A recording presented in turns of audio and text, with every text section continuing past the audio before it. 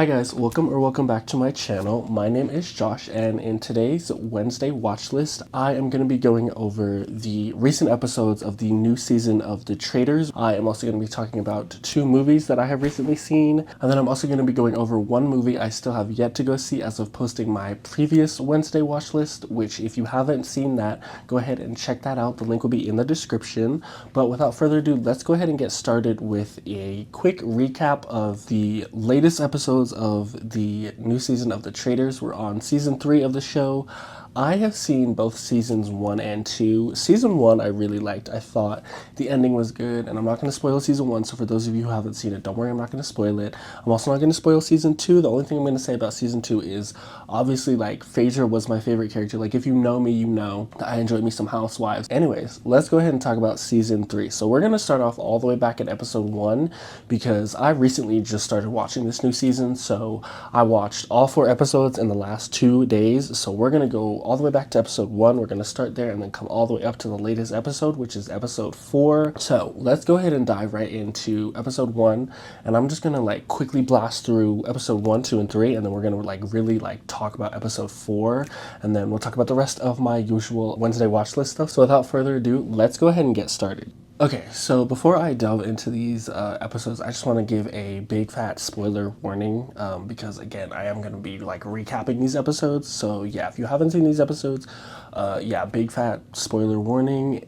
You have been warned. If you don't want to hear any spoilers, go ahead and fast forward to that time. Now that everybody who doesn't want spoilers is gone, let's go ahead and dive into these episodes. So starting off with episode 1, me personally, I have not really seen like a lot of these shows that these characters are from. I've never seen Survivor, I've never seen The Bachelorette, I've never seen the Zac Efron show. It's like Down to Earth. I've never seen that. I have only seen like half a season of Big Brother, and I couldn't even tell you what happened in that season because I barely even watched that. Whenever a new season of The Traitor drops and a whole bunch of characters from all these TV shows like Survivor and Big Brother and all these people start coming on and everybody's like gasping and like, oh my god, is that who I think it is from Big Brother? I'm sitting at my TV looking like this. I don't know who these people are. I literally couldn't pick them out if you told me. So we open with episode 1. We open with the usual introduction of all the characters, and then, you know, the people who do watch these shows, they're gasping and like, oh my god, I can't believe that's who I think it is, and is that who I think it is? And, you know, some of these characters have beef. Like I think Brittany and Danielle already have beef. Apparently, like Brittany voted Danielle off of Big Brother and like tricked her and all that. Again, I don't watch these shows. I don't know any of those people. I don't know the beef behind that. But anyways, these people have already got beef. And then immediately after we see them all get out of the SUVs, the host of the show was like, okay, I have a challenge for you. You can all either keep the current cast members, or one of you can step forward and bring on this other person who really wants to be on the show. The caveat is that the person who steps forward then has to say the name of, or give the name of the person they want immediately like swapped off the show with this new person. And so of course none of them step forward, except Carolyn wants to step forward because she wants to get Tony off the show, because apparently Tony is apparently like a Survivor legend or something like that. Carolyn wants to step forward, but she doesn't because she's scared of people then voting her off. So she's like, I'm not stepping forward, which actually benefits her. But this person ends up being Rob, who again is from another show, Survivor. Again, I've never seen that show. I don't know who he is. I couldn't tell you what he's done. And then a surprise guest that I didn't expect to be on this new season, they always have like a usual housewife here and there, is I did not expect to see Robin, who is from Real Housewives of Atlanta. It was interesting to see Robin on here because in this first episode she pretty much gave us like nothing. Like, I'm sorry, but as far as the first episode goes, Robin gave us like nothing. I was like, okay, why are you here, Robin? Like, no shade, but like, I was like, Robin, you gotta do more than this. Like, girl. The host then picks out 3 traitors from the cast. The traitors that he picks are Bob the Drag Queen, Danielle, and Carolyn. And then they all meet in a turret and they concoct together a little plan to get rid of Dorinda because she's a housewife. And so what they initially plot to do is get rid of a housewife, because then it will look like it was one of the other housewives that didn't like her or something like that. So they concoct that plan. So they end up getting rid of Dorinda, which we see take place at the beginning of episode 2.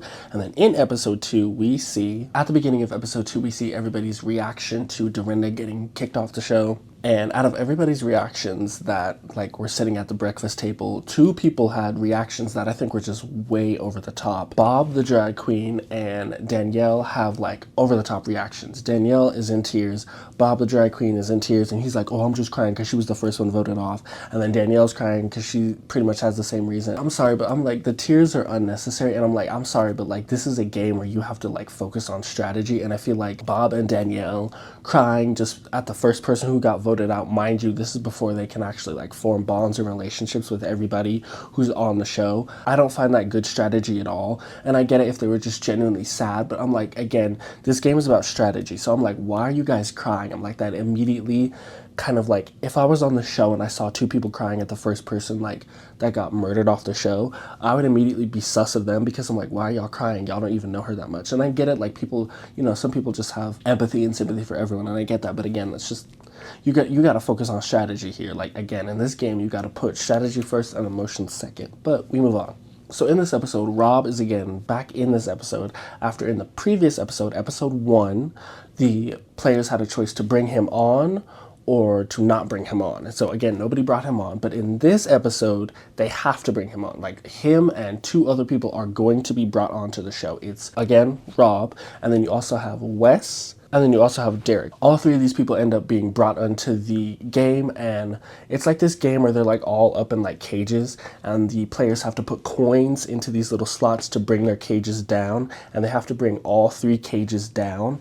And so immediately people start sucking up to Rob because he's apparently like a legendary survivor player, and so people don't want to be on his bad side, so they immediately start sucking up to him and get his cage down first, and then they get the other 2 players' cages down as well. And then fast forwarding to the end of episode 2, we see Wells get voted off the show. He actually threw Robin under the bus, I guess because, again, Robin wasn't doing much in episode 1, and she really didn't give us much in episode 2 until she almost got sent home. Like, she almost got voted off the show, so then she was like, oh, I gotta step it up now. Wells got voted off the show, and he was a faithful, and again, there's still 3 traitors, so none of the traitors have been affected. The caveat here is this is the first time that Rob is going to be joining them, because what ended up happening is when the host met Rob in the forest at the beginning of this episode, the host was like, actually, you're not going to be faithful, you're going to be a traitor, but I'm not going to tell the other traitors that I'm adding you to the group. So the other traitors don't know that they're getting a 4th until Rob ends up showing up in the turret with all of them. So now, again, there's 4 traitors. There's Rob, Bob the drag queen, Danielle, and Carolyn. So then jumping into episode 3, this is where I like started to like really like delve into like my thoughts and stuff on the show. At the beginning of episode 3, I was like, 4 traitors, like 4 is way too much. Like, I was like, 4 traitors, somebody's gonna get caught here. Like, I think 4 traitors is just way too many traitors. Like, 3 I can get, but when you start adding a 4th into the mix, I'm like, yeah, somebody's gonna slip up and somebody's gonna get caught. So what ends up happening in this episode is in the prior episode, episode 2, the 4 traitors, again, now it's Rob, Bob the drag queen, Caroline, and Danielle, they all got together in the turret, and they all like hash out a plan of who they're gonna murder. They decide to murder yet again another housewife, because they're still on like this housewife thing where they're trying to like make it seem like somebody's out to get the housewives. And so they decide to murder Ion, who is from Real Housewives of Dubai. And mind you, she's like not on anybody's bad list. So this kind of like throws the group for a loop, because everybody's like, why is Ion getting murdered? So again, it was kind of smart because they throw everybody for a loop. Moving forward, Jeremy starts to suspect Danielle, and Bob catches wind of this. So Bob the drag queen then runs and tells Danielle, he's like, hey, by the way, you're on Jeremy's target list, so you better watch your back. 3 ladies on the show end up forming a group they call the Bambies. This is Chriselle, Nikki, and Gabby. These 3 ladies end up forming their own little clique, which they call the Bambies because they're like doe-eyed or something like that. And then in this episode, Dylan starts to float the idea that Bob the drag queen is a traitor. He's like, I don't know, something's fishy about Bob the drag queen. So Dylan floats the idea of voting Bob the drag queen to the other members of the game, and he ends up saying not only Bob's name at the round table at the end of the episode, he also ends up saying Robin's name at the end of the episode. And Robin and Bob Bob the drag queen, of course, being a traitor himself, he comes out in like full defense. He's like, no, how dare you? And Robin, you know, again, she just got thrown under the bus in the last episode. She's sick of it already. She's like, why are you coming for me again? And then somehow, I forget who says something, but somebody in the group ends up flipping the script and ends up turning it onto Tony, who I believe is a like legendary Big Brother or Survivor player. Again, I'm sorry, I don't watch any of those shows, so I don't know where these people are from. But anyways, he's like a legendary game player too. So somebody ends up flipping the script on Tony and taking it off of Robin and Bob the drag queen. And then the entire group is pretty much like, yeah, it makes sense for Tony to be a traitor because it's like, you know, he's the really good game show player. So everybody's like, that makes sense for it to be him because like he's up to the job, I believe is what somebody says. So the group ends up voting Tony out. Tony is, of course, not a traitor. Tony is, of course, a faithful. And he ends up coming back at Rob because Rob was one of the people who mentioned Tony's name. I'm not sure if it was Rob who initially like flipped it on Tony, but I know Rob was one of the people who did say, yeah, Tony, I'm not really for you, I'm sorry. And so before Tony walks off the show, he looks at Rob and he tells Rob that he's a sellout, and Rob is just like, that's weird to say, which I agree. I think that is a weird comment to make as you're, you know, even though you got voted off the show, I think it's weird to like comment directly on somebody and be like, you're a sellout. Like, no. And the whole group is kind of like, that's weird. And so at the end of episode 3, the host reveals that it's not going to be a typical like meet in the turret murder sesh. The 4 traitors are actually going to have to conspire and pick 3 people, one of which can be a traitor, to put in coffins, one of which they're going to have to murder after the group has like a big group meeting in which he reveals the 3 people who are going to be put in the coffins. Again, they have to do this in broad daylight. They can't, you know, meet in their little turret and huddle and decide this in secrecy. They have to do it in public. So the thing they have to do is they have to write the names of the 3 people on a scroll in like a coffin in the hidden bookshelf room. And so this goes into episode 4. So with episode 4, we see the group trying to like find each other and huddle up in this hidden room. And so the one person who can't find anybody else is Carolyn. Carolyn's running around. One of the cast members asks her, like, what are you doing? Because she's going from room to room to room trying to find the other 3 traitors to conspire with. And I'm shocked nobody picked up on this because I'm like, this girl is going from room to room to room to room. And it's like, it's funny because she's going in a room. One shot of her shows her like counting the amount of people in a room, being like, that's too much. And I'm like, if I saw somebody going from room to room to room, back and forth, I would be very sussed out because I'd be like, why are you doing this? Like, just sit your butt in a room and calm down. Like, shh, just relax, be calm, Deanna, be calm. Why are you going from here to there to there to there? And then you're acting like you're counting. Like, that's just sus behavior to me. Again, I don't know what goes on behind the scenes of this show. But again, if I was on this show, I would be very sussed out. So I'm shocked nobody picked up on that behavior from Carolyn. But eventually Carolyn does find the rest of the group members. And the way this episode is shot very weird because I thought a couple of the non-traitors, the faithfuls, did see at least 1 or 2 people go in the secret bookshelf room because the way it's shot, it shows like Dylan getting like clear view of like the bookshelf opening, or at least the way it's shot, it shows like a scene of him like looking into the bar room, which is where this hidden bookshelf door is located, and the door opens. And so I thought, you know, oh crap, he saw them, but apparently he didn't. I don't know. Again, the way it's shot, it confused me because it made it seem like Dylan saw the bookshelf door open, but then he doesn't bring it up. And then it also shows Gabby like getting a glance of Danielle and Carolyn clearly coming out of the hidden room, but apparently she didn't. She just heard things from the hidden room. I don't know who shot this episode. It had me confused because I thought certain players saw things that apparently they didn't. But anyways, the group decides to put Jeremy, Nikki, and Ciara in the 3 coffins, and they decide not to choose a traitor because they think that the faithfuls will think that one of these 3 people is a traitor in the coffin.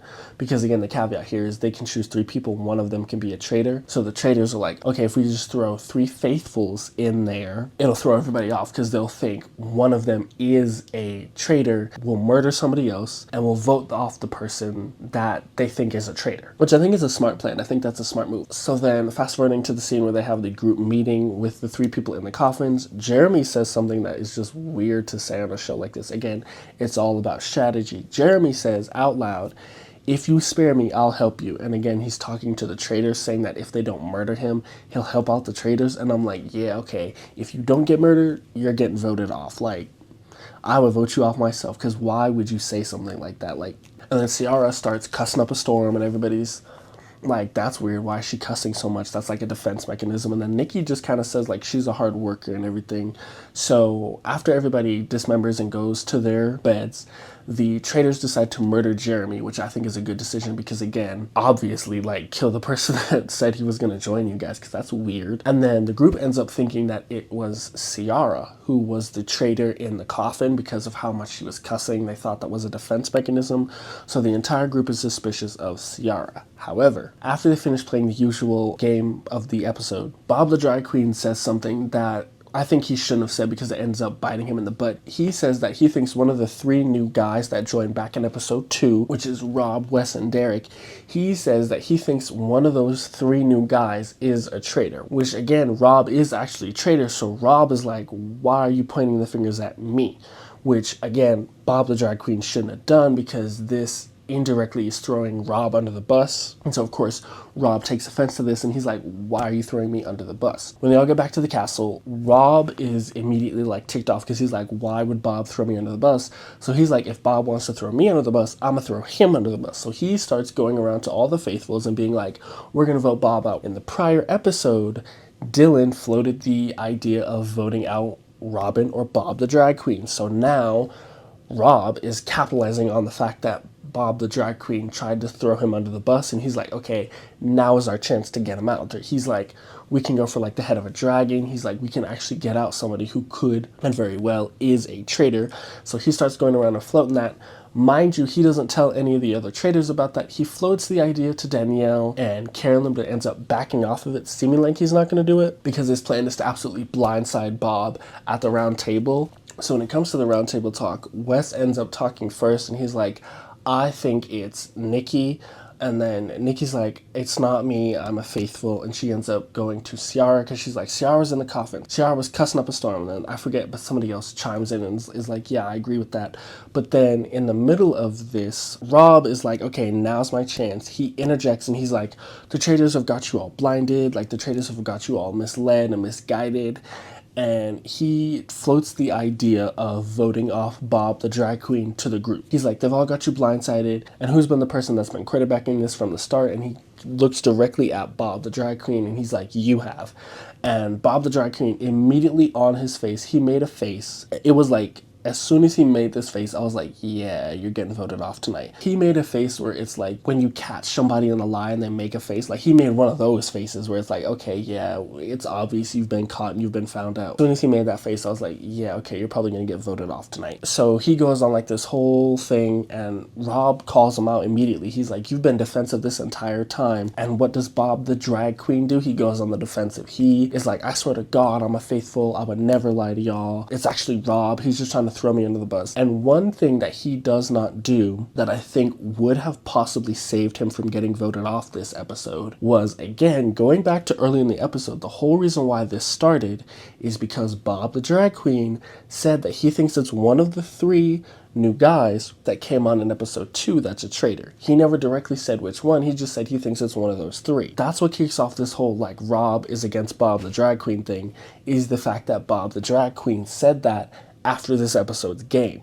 And he never goes back to that point. Bob the Drag Queen, as soon as Rob threw him under the bus and blindsided him, should have been like, actually, wait a minute, no. It's mighty funny how after I say one of the 3 new guys I think is a traitor, you being one of the 3 new guys comes directly at me at this round table and you're floating my name to other people. Like, that should have been his defense. He shouldn't have been like, I swear to God and all that. He shouldn't have just directly came out and said, oh no, it's you actually. Like, no, that doesn't play well. Again, float the fact that you just lumped him into a group of people you thought were traitors and use that as your defense, because that's a very good defense. Like, you indirectly call out somebody, that same person that goes around, floats your name to other people, and then directly comes at you at the round table. Yeah, that seems suspicious, right? That could have easily, I think, switched suspicion off of Bob the Drag Queen right back onto Rob and probably would have saved him, but he didn't do that.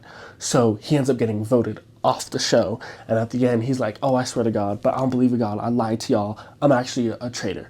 And so the whole group is rejoicing and everything, except Danielle and Carolyn are kind of sussed out now because they're like, that was weird, because again, he blindsided them. He told them, but he made them think that he was going to go for Nikki.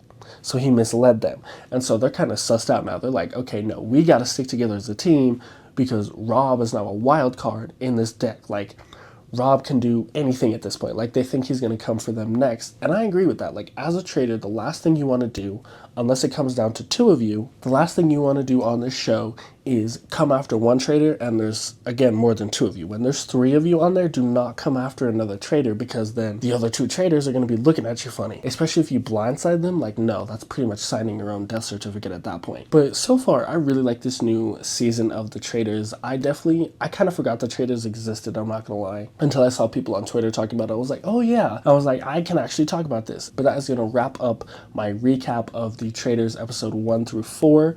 And now we're going to go on to the next part of today's Wednesday watch list, which is me discussing two movies I recently saw. So I recently went to go see Sonic 3 in theaters, and it actually ended up being pretty good, especially for a kid's movie. I enjoyed it more than I thought it would.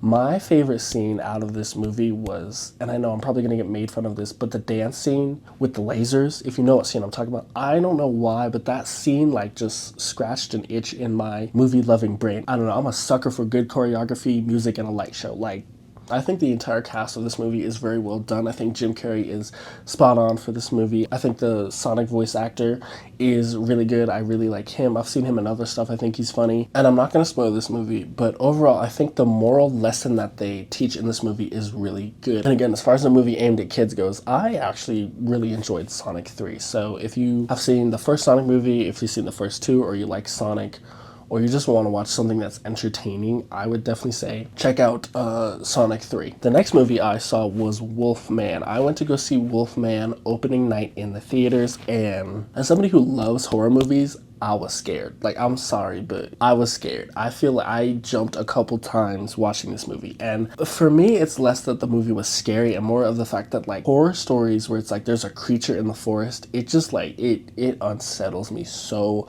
much. But I thought the movie was good. I thought all the cast was well cast. I liked the story. I think it did drag on maybe just a little bit, and again, no spoilers, but some things that I want to say, and again, I'm not spoiling any major plot points in this, but the character design for the wolf man should have been a little bit more wolf and less man. I was expecting, like, I don't know, like a wolf snout or like wolf ears or like really hairy claws, all that. They kind of went to like this midpoint where it's like, yeah, he has like some features of a wolf, but it's like there's no ears, he's kind of hairy, and it's like there's no snout. It's just like a weird, like, it looks like somebody got like botched plastic nose surgery and jaw surgery. That's all it looks like. Like, it doesn't really look like a wolf. It just looks like a man who went to a plastic surgeon person and got his face screwed up. That's what it looked like to me. Like, I'm sorry, but it just did. Like, it didn't really look like a wolf. I was like, okay, but like we didn't go all the way. I think this movie could have used with more wolf. I don't even know. What's the plural for wolf man? Wolf men?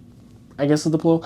Yeah, I think this movie could have used more wolf men. There's scenes in the movie where something happens, and in my brain, I was like, oh, okay, the character is doing this action. That's going to trigger more wolfmen to come out. No, it doesn't go there. That's where I thought they were going to go with this, but they don't. And I feel like that was lost potential. Overall, I think this movie is really good. Again, if you're a sucker for like forest, camping, or just in the woods horror stories like I am, definitely go check this movie out. And then to wrap up this week's Wednesday watch list, one movie, this week we're just going to do one, we're not going to do two. One movie that I still want to go see is One of Them Days with Keke Palmer and SZA. I've heard this movie apparently did #1 at the box office this last weekend.